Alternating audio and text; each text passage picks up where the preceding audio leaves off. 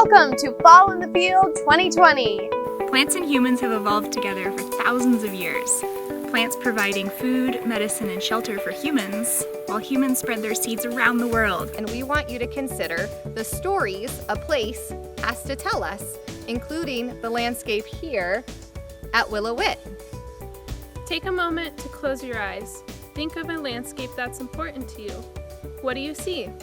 I have a part of a story to share with you written by Thomas Doty called All Night Salmon Leap the Falls, which was inspired by Tawaiwi Agnes Baker Pilgrim, or Grandma Aggie, the beloved Takelma elder.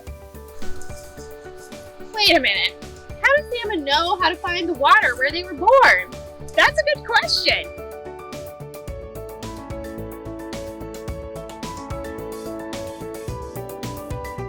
The rhizomes and stems of cattails are a starchy food that is eaten. Are you ready to meet our very special guest? He goes by the name Dr. P.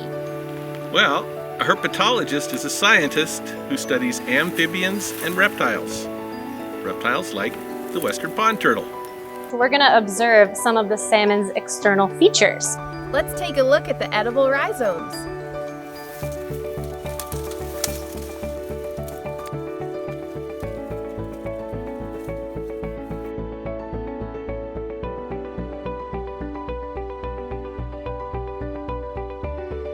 I think we're ready to see what's inside our steelhead.